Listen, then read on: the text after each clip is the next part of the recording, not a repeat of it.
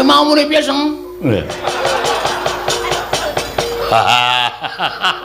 Sampeyan ya ora toto-toto. Sampeyan paring pangandikan orang gagas nek ning burine Semar niku enten anak-anake. Oh, pun mangseke sake kula tak golek rokok. Nendi dur, kentekan rudun mana? Adune kowe wedi mboten kula tenggo teng jaba. Balen ana omonganmu Pate Sengkone.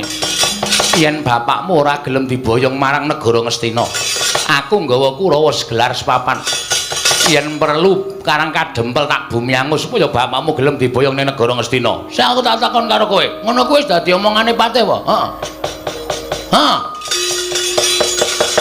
Ngono kuwi wis dadi omongane Pate ya. Sing apik kuwi kowe iki ngenggoni derajat lan pangkatmu. Kowe iki ngayomi wong cilik-cilik kaya Semar, kaya aku, kaya Gareng karo Petro. Ora kok derajat pangkatmu iki nggo meden-medeni karo wong cilik kaya ngene iki. Pemenang apa nggo sewenang-wenang. Pangkat mbok nggo godho. Kowe ora manut karo aku tak hukum. Kowe ora manut karo aku tak idas siramu. Apa wis mangon? Terus saiki sampean nantang karo Semar. Karang Kadempel tak bumi angus.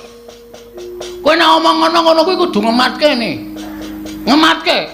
Mburi ki ning Bagong apa ora?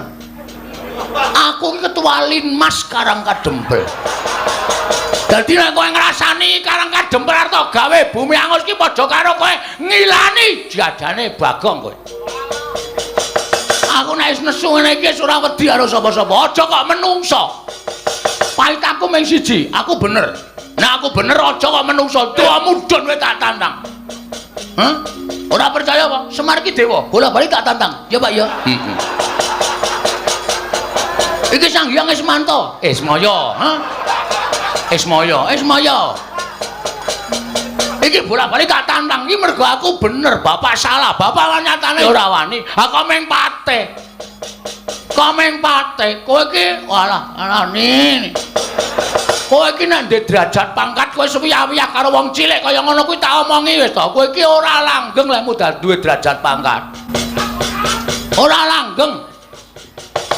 Kurang-kurang bejane urang tutuk masa periode. Wis disogok rakyat saka ngisor gledhak saka kursi. Muni wae. Kowe aja nyepelekke kawula ngene iki balaku akeh. Kancaku pirang-pirang.